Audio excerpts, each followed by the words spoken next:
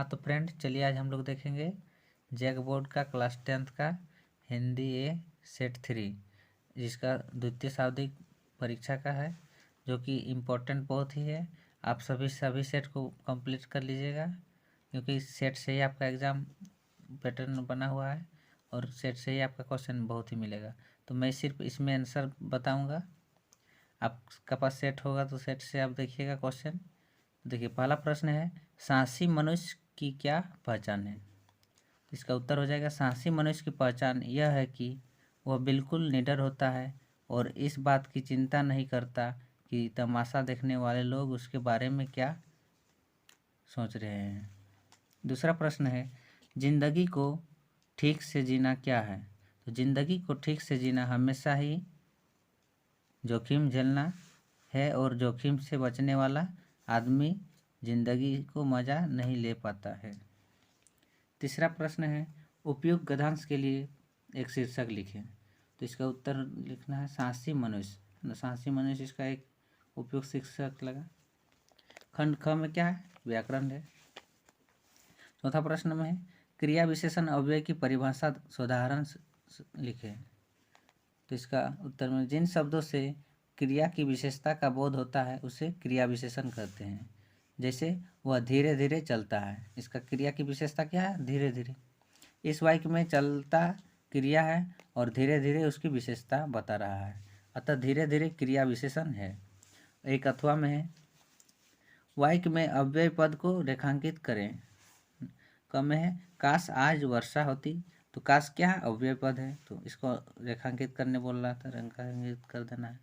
ख में, परीक्षा से पहले खूब पढ़ो। तो पहले क्या है, अव्यय पद है, तो पहले को रेखांकित कर देना है। पांचवा प्रश्न है, द्वंद्व समास किसे कहते हैं, उदाहरण दें। तो जिस शब्द के दोनों पद प्रधान हो उस और विग्रह करने पर और एवं या अथवा शब्द लगता है उसे द्वंद्व समास कहते हैं। जैसे भाई बहन, तो भाई और बहन। दाल रोटी, दाल और रोटी। छोटा बड़ा, छोटा या बड़ा। पाप पुण्य, पाप या पुण्य। तो इसमें या और आया, तो ये क्या है, द्वंद्व समास का ही उदाहरण है ना। तो आपका याद रखिएगा। द्वंद्व समास में आप और एक चीज़ याद रख सकते हैं, डैश का चिन्ह लगा हुआ रहेगा। जैसे भाई बहन, भाई और बहन में यहाँ देखिए डैश का लगा है ना, तो डैश यदि दी जाता है तो द्वंद्व समास उसको बोला जाएगा। अथवा में देखिए, लंबोदर का समास विग्रह करें और समास का नाम लिखें। तो लंबोदर, लंबा है उधर जिसका, अर्थात गणेश। इसमें बहुब्रीहि समास है। खंड घ में हो जाएगा, पाठ्य पुस्तक से है ना। तो माँ को अपनी बेटी अंतिम पूंजी क्यों लग रही थी। तो माँ को अपनी बेटी अंतिम पूंजी इसलिए लग रही थी क्योंकि माँ अपनी बेटी के साथ अपने जीवन के सभी दुख दर्द बैठती थी, वही उसकी सबसे निकट और सच्ची साथी थी। माँ ने अपनी बेटी को बहुत लाड प्यार से पाल पोस कर बड़ा किया था, इसलिए अपनी बेटी का दान करते वक्त माँ को लगता है कि वह अपनी आखिरी जमा पूंजी किसी और को सौंप रही है। अथवा में और एक प्रश्न है, माँ ने बेटी को क्या क्या सीख दी। तो इसका उत्तर होगा, माँ ने अपनी बेटी को विदा करते समय निम्नलिखित सीख दी। माँ ने बेटी को उसकी सुंदरता पर गर्व न करने की सीख दी। दूसरा, माँ ने अपनी बेटी को दुख पीड़ित होकर आत्महत्या न करने की सीख दी। तीसरा, माँ ने बेटी को धन संपत्ति के आकर्षण से रहने की सलाह दी, आकर्षण से दूर रहने की सलाह दी। सातवां प्रश्न है, छाया मत छूना कविता हमें क्या सीख संदेश देता है। इसका होगा, छाया मत छूना कविता के माध्यम से कवि यह कहना चाहता है कि जीवन में सुख और दुख दोनों आते जाते रहते हैं। बीते हुए समय के सुख को याद करते वर्तमान के दुख को बढ़ा लेना अनुचित है। कवि के अनुसार हमें वर्तमान में जीना चाहिए। अतीत के सुख या दुख को याद करके हमारे वर्तमान को खराब नहीं करना चाहिए। यह कविता अतीत की यादों को भूलकर वर्तमान का सामना करने एवं भविष्य के संवारने का संदेश देती है। 8वां प्रश्न है, शहनाई की दुनिया में डुमराव को क्यों याद किया जाता है? मशहूर शहनाई, इसका उत्तर लिखना, मशहूर शहनाई वादक बिस्मिल्लाह खां का जन्म डुमराव गांव में ही हुआ था। इसके अलावा शहनाई बजाने के लिए रीड का प्रयोग होता है। रीड के अंदर से पीली पोली होती है जिसके सहारे शहनाई को फूंका जाता है। रीड नरकट से बनाई जाती है। नरकट एक घास होता है ना, जो डुमराव में मुख्यतः सोन नदी के किनारे पाई जाती है। नरकट घास कहाँ पाई जाती है? सोन नदी के किनारे। इसी कारण शहनाई की दुनिया में डुमराव का महत्व है। अथवा में एक कहानी यह भी पाठ के आधार पर बताइए कि वह कौन सी घटना थी जिसके बारे में सुनने पर लेखिका को न अपनी आंखों पर विश्वास हो पाया और न ही अपने कानों पर। उत्तर लिखना इसका। जब पहली बार लेखिका के कॉलेज से उनके पिता के पास शिकायत आई तो लेखिका बहुत डरी हुई थी। उनका अनुमान था कि उनके पिता गुस्से में उनका बुरा हाल करेंगे, लेकिन ठीक उसके उल्टे उनके पिता ने उन्हें शाबाशी दी। यह सुनकर लेखिका को न जाने आंखों पर विश्वास हुआ और न ही अपने कानों पर। 9 नंबर का प्रश्न है, फादर की उपस्थिति देवदार की छाया जैसी क्यों लगती थी? इसका उत्तर होगा, फादर की उपस्थिति देवदार की छाया जैसी लगती थी क्योंकि लेखक अपने बच्चों के अनाप्रस संस्कार को याद करता है। जब फादर कामिल बुल्के ने उसके पुत्र के मुंह में पहली बार अन्न डाला था, उसकी नीली आंखों में चमकते तैरते वात्सल्य भाव को देखकर वह ऐसा महसूस करता है जैसे वह देवदार की छाया वृत्त में खड़ा है। और देखते ही देखते नई दिल्ली का काया पलट होने लगा। नई दिल्ली के काया पलट के लिए क्या क्या प्रयत्न किए गए होंगे? इसका उत्तर लिखना है। नई दिल्ली की काया पलट के लिए निम्नलिखित प्रयत्न किए गए होंगे। पहला, पूरे दिल्ली शहर में साफ सफाई के लिए विशेष योजनाएं तैयार की गई होगी। दूसरा, इमारतों पर जमी धूल मिट्टी साफ करके उन्हें सजाया संवारा गया होगा। तीसरा, पूरे दिल्ली शहर में साफ सफाई के लिए विशेष योजनाएं तैयार की गई होगी। चौथा, सड़कों के नाम की पट्टी लगाकर रेलिंग और क्रॉसिंग को रंगीन किया गया होगा। पांचवा, आतंकवादी घटनाएं या फिर इंग्लैंड विरोधी कार्यवाही या धरने न हो उसके लिए सुरक्षा के पूरे इंतजाम किए गए होंगे। छठा, जगह जगह स्वागत द्वार बनाया गया होगा। सातवां, मार्ग पर दोनों देश के ध्वज लहराए गए होंगे। खंड ग में है रचना। तो 11 नंबर का प्रश्न देखिए, अपने क्षेत्र में पेड़ पौधों की अनियंत्रित कटाई को रोकने के लिए जिलाधिकारी को पत्र लिखें। उत्तर में लिखना है, आप जौन सा जिला से आप उसको लिख दीजिएगा। धनबाद। दिनांक हम 25 फरवरी 2022 लिख दिए हैं। जिला अधिकारी धनबाद। विषय, अपने क्षेत्र में पेड़ पौधे की अनियंत्रित कटाई की रोकथाम के लिए आवेदन पत्र। महोदय, इस पत्र के माध्यम से आपका ध्यान इस क्षेत्र में हो रहे पेड़ पौधों की अंधाधुंध कटाई की ओर दिलाना चाहता हूं।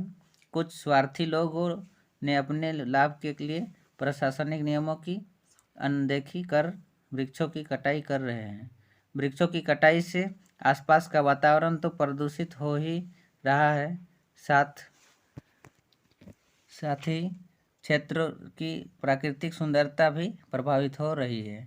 अतः आपसे विनम्र निवेदन है कि इस अंधाधुंध कटाई को प्रतिबंधित करें, जिससे इस क्षेत्र के निवासियों का स्वास्थ्य प्रभावित न हो और प्राकृतिक सुंदरता की नुकसान न हो। आपके द्वारा की गई इस कृपा के लिए हम सदैव आपके आभारी रहेंगे। धन्यवाद। भवदीय रमेश कुमार। अथवा में और एक प्रश्न है, वार्षिक परीक्षा की तैयारी का वर्णन करते हुए पिताजी को एक पत्र लिखें। इसमें उत्तर में लिखना, पूजनीय पिताजी, सादर चरण स्पर्श। मैं यहाँ स्वस्थ और खुशी से हूँ। आशा है कि आप भी स्वस्थ और खुशी से होंगे। आप मेरी परीक्षाओं की तैयारी के बारे जानना चाहते थे। मैं आपको बताना चाहूँगा कि इस बार मेरी तैयारी एकदम संतोषजनक है। और इस बार मेरा परीक्षा परिणाम पहले से बेहतर होगा। मैंने सत्र के शुरू में ही सभी विषयों की गहनता से अध्ययन आरंभ कर दिया था। धीरे धीरे करके मैंने सरल भाषा में उसके नोट्स बनाए और अपनी सुविधा के अनुसार उसे याद करता गया। उस समय की मेहनत का फल आज मिल रहा है। कुल मिलाकर मैं आपसे यह कहना चाहता हूँ कि आप मेरी परीक्षा की तैयारी के संबंध में चिंतित ना हो। मेरी तैयारी अच्छी और पूर्ण है और इसका परिणाम भी अच्छा होगा। माताजी को मेरा चरण स्पर्श कहिएगा और बड़े भैया को सादर प्रणाम। आपका प्यारा पुत्र राम। 12 नंबर का प्रश्न है, दिए गए संकेत बिंदु के आधार पर निम्नलिखित में से किसी एक विषय पर निबंध लिखें। तो कम एक दिया है, मेरा भारत महान संकेत बिंदु है, प्रस्तावना है, प्राकृतिक बनावट, इतिहास, धार्मिक सहिष्णुता एवं सौहार्द, उपसंहार। इसमें भूमिका में लिखना है उत्तर में, मेरा भारत देश कृषि प्रधान देश, मेरा भारत देश कृषि प्रधान देश है। यहाँ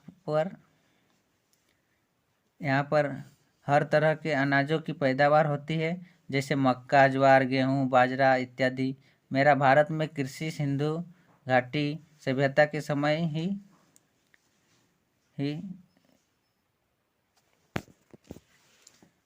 की जाती रही है। मेरा भारत में लगभग 51% भाग पर कृषि की जाती है। कुल 52% लोग कृषि से अपनी आजीविका चलाते हैं। प्राकृतिक बनावट में देखिए, भारत एक ऐसा देश है जो समय के साथ अपने आप को हर परिस्थिति में ढाल लेता है। भारत उन विकासशील देशों में से एक है जो सबसे ज़्यादा जल्दी तरक्की की सीढ़ियाँ चढ़ रहा है। हम सबको अपने भारतीय होने पर गर्व है। सबसे पुरानी सभ्यता और प्राचीन संस्कृति का धनी है। भारत का इतिहास गौरवान्वित करने वाला रहा है।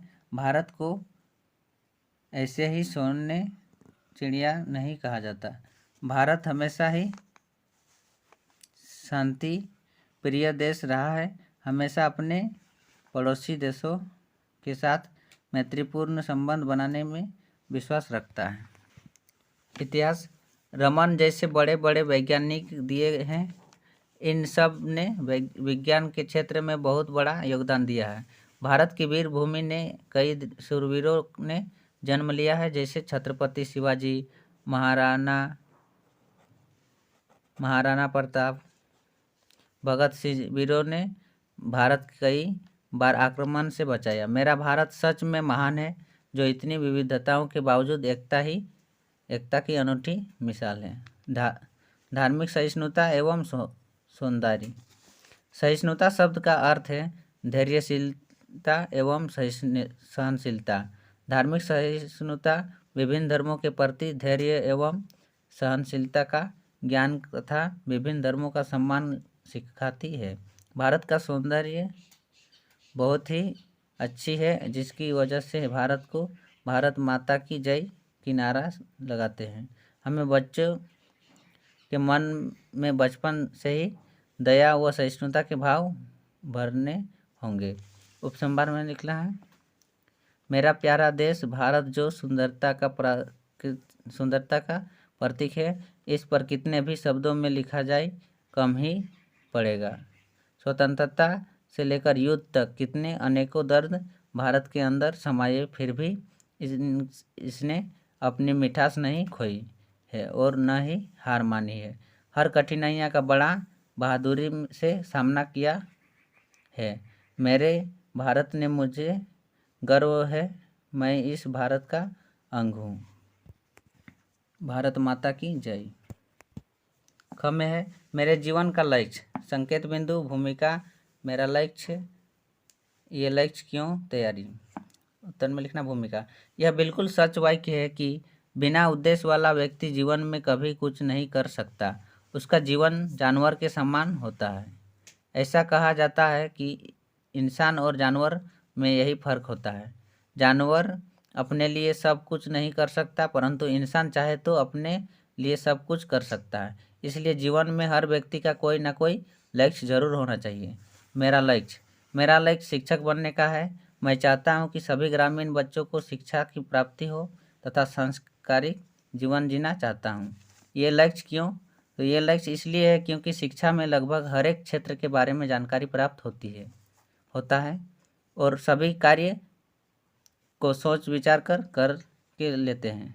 इस क्षेत्र में पहले खुद को संस्कार से परिपूर्ण करना होता है, तभी तो दूसरों को ज्ञान प्रदान सही ढंग से कर पाएंगे। तैयारी टीचर बनने के लिए न्यूनतम आप नर्सरी टीचर ट्रेनिंग जिसको NTT या नर्सरी प्राइमरी टीचर ट्रेनिंग जिसको NPTT कोर्स भी कर सकते हैं।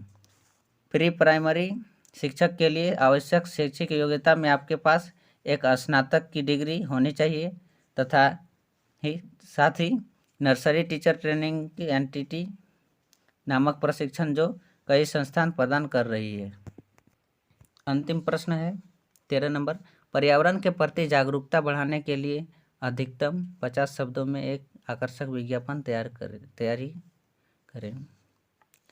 तो इसमें एक सबसे पहले आपको आयताकार बनाना है या फिर वर्गाकार बॉक्स बना लेना है। उसके बाद आप लिखिएगा इसके बारे में। पेड़ के बारे में है पर्यावरण, तो पेड़ एक बना दे रहे हैं। मुख्य विशेषता कविता के माध्यम से।